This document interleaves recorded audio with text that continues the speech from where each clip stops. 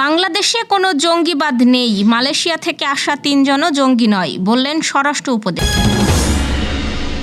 বাংলাদেশে কোনো জঙ্গিবাদ নেই, মালয়েশিয়া থেকে আসা ৩ জনও জঙ্গি নয়, বললেন স্বরাষ্ট্র উপদেষ্টা। বিএনপিকে সংস্কার বিরোধী হিসেবে দেখানোর চেষ্টা হচ্ছে, মন্তব্য ফখরুলের। সাংবিধানিক প্রতিষ্ঠানের মর্যাদা পাচ্ছে কেন্দ্রীয় ব্যাংক। সারা দেশে ধর্মীয় ভাবগাম্ভীর্যে পালিত হচ্ছে আশুরা।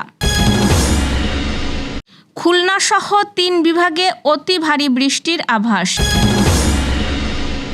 আইসিসি থেকে সুখবর পেল বাংলাদেশ। নতুন রাজনৈতিক দলের ঘোষণা দিলেন ইলন মাস্ক। দর্শক, শুনছিলেন দিনের খবরের প্রধান শিরোনাম, এবার বিস্তারিত। তার আগে আমাদের ইউটিউব চ্যানেল সাবস্ক্রাইব করুন এবং সব খবর পেতে ফেসবুক পেজ ফলো করে রাখার পাশাপাশি ওয়েবসাইট ভিজিট করুন।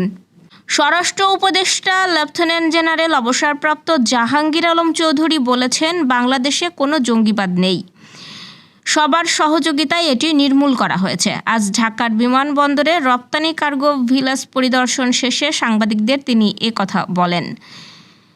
গত সপ্তাহে মালয়েশিয়ান সরকার জানায়, সম্প্রতি সন্ত্রাস বিরোধী নিরাপত্তা অভিযানে ৩৬ জন বাংলাদেশিকে গ্রেপ্তার করা হয়েছে। এদের বিরুদ্ধে একটি চরমপন্থী উগ্রবাদী আন্দোলনের সঙ্গে জড়িত থাকার অভিযোগ আনা হয়েছে।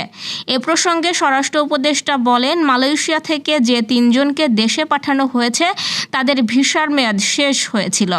মালয়েশিয়া ফেরতদের ইমিগ্রেশন পুলিশে না দিয়ে কেন এন্ট্রি টেরিজম ইউনিটে দেওয়া হলো, এই প্রশ্নের জবাবে জাহাঙ্গীর আলম চৌধুরী বলেন, এটিইউ এর কাছে হস্তান্তর করে, এতে অসুবিধার কিছু নেই। স্বরাষ্ট্র উপদেষ্টা বলেন, বাংলাদেশে কোনো জঙ্গিবাদ নেই, আপনাদের সহায়তা নিয়ে তা নির্মূল করা হয়েছে। আপনাদের ক্রেডিট সবচেয়ে বেশি। এই 10 মাসে কোনো তথ্য আসেনি জঙ্গিবাদের। আগে ছিল, আপনারা তথ্য দিতে পারছেন, এখন নাই, তাই আপনারা দেন না। এ নিয়ে গতকাল এক বিবৃতিতে পররাষ্ট্র মন্ত্রণালয় জানায়, সন্ত্রাস বিষয়ক তদন্তে মালয়েশিয়াকে সহায়তা করা হবে।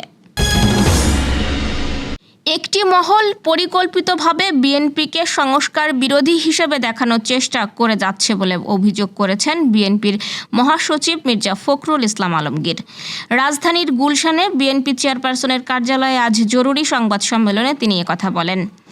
মির্জা ফখরুল বলেন, ঐক্যমত্য কমিশনের প্রস্তাবের পর আবার নতুন করে প্রস্তাব দিয়ে সংস্কারকে বিলম্বিত করা হচ্ছে। তিনি বলেন, কয়েকজন ব্যক্তি, একটি গোষ্ঠী বিএনপির বিরুদ্ধে অপপ্রচার চালিয়ে যাবে আর জনগণ তা বিশ্বাস করবে। জনগণ বিশ্বাস করছে না।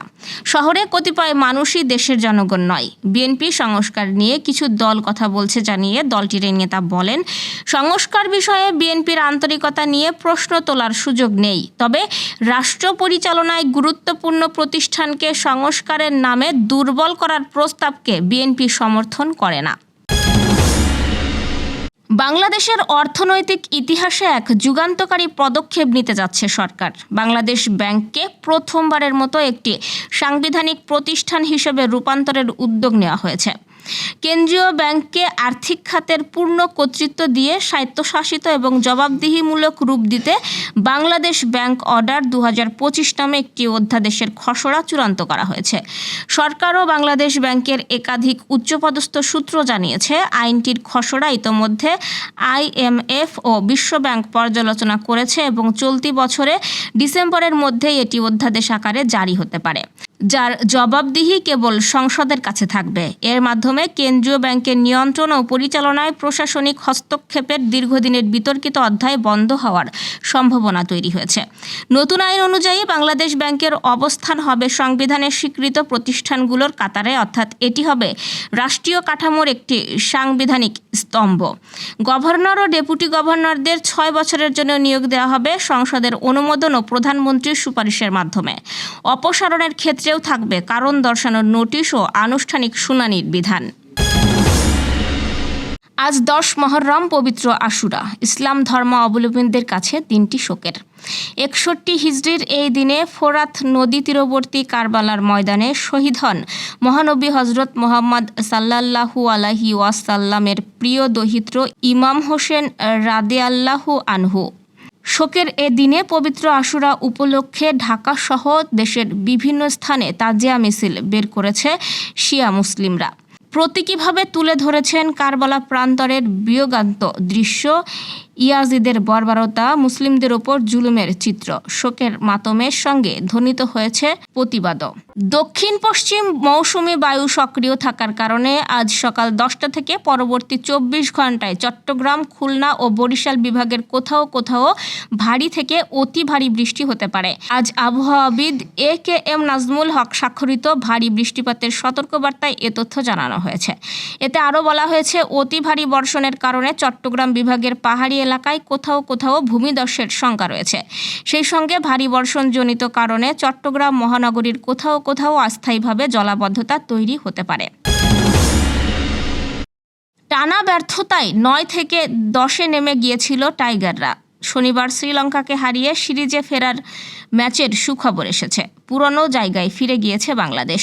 আইসিসির ওয়ানডে র্যাঙ্কিংয়ে এখন 9 নম্বরে মেহেদী হাসান মিরাজের দল। মে মাসের সর্বশেষ 1 বছরের পারফরমেন্সকে শতভাগ এবং আগের 2 বছরের ফলাফলের 50% বিবেচনায় র্যাঙ্কিং হালনাগাদ করে আইসিসি। 76 রেটিং পয়েন্টে 10 নম্বরে নেমে গিয়েছিল বাংলাদেশ। এবার করেছে পুনরুদ্ধার। লঙ্কায় শনিবার সিরিজ বাঁচানোর লড়াইয়ে দারুণ জয় তুলেছে বাংলাদেশ। বাংলাদেশের কাছে হেরে পয়েন্ট খুইয়েছে শ্রীলঙ্কা। তারা নেমে গেছে 5 নম্বরে। 10 নম্বরে নেমেছে ওয়েস্ট ইন্ডিজ। র্যাঙ্কিংয়ে ভারত এখন শীর্ষে, দ্বিতীয় ও তৃতীয় স্থানে যথাক্রমে নিউজিল্যান্ড ও অস্ট্রেলিয়া। প্রেসিডেন্ট ডোনাল্ড ট্রাম্পের সঙ্গে দ্বন্দ্বের মধ্যেই আমেরিকা পার্টি নামের নতুন রাজনৈতিক দল গঠন করলেন স্পেস এক্স ও টেসলার প্রধান নির্বাহী এবং সামাজিক যোগাযোগ মাধ্যম এক্সের মালিক ইলন মাস্ক। স্থানীয় সময় শনিবার এক্সে দেওয়া এক ঘোষণায় তিনি এই কথা জানান। তার ভাষায়, এই দল আপনাদের স্বাধীনতা ফিরিয়ে দিতে এসেছে। এর আগে শুক্রবার এক্সে একটি জনমত জরিপ চালান মাস্ক। সেখানে অনুসারীদের কাছে জানতে চাওয়া হয়, যুক্তরাষ্ট্রে নতুন একটি রাজনৈতিক দল দরকার কিনা। পরদিন শনিবার তিনি ঘোষণা করেন, আজ আমেরিকা পার্টির জন্ম হলো আপনাদের স্বাধীনতা ফিরিয়ে দেওয়ার জন্য। এর সঙ্গে তিনি যোগ করেন, 2-1 ব্যবধানে আপনারা নতুন রাজনৈতিক দল চেয়েছেন, আপনাদের তা দেওয়া হলো। মাস্কের এই ঘোষণা এমন এক সময়ে এলো যখন মার্কিন প্রেসিডেন্ট ডোনাল্ড ট্রাম্প শুক্রবার তার বহুল প্রচারিত বিগ অ্যান্ড বিউটিফুল কর ছাড় এবং ব্যয় বৃদ্ধি সংক্রান্ত বিলে স্বাক্ষর করেছেন, যা মাস্কের তীব্র বিরোধিতার মুখে পড়ে। দর্শক, এই ছিল দুপুরের আয়োজন। রাতের খবর দেখার আমন্ত্রণ রইল। সেই সঙ্গে এতক্ষণ সাথে থাকার জন্য ধন্যবাদ।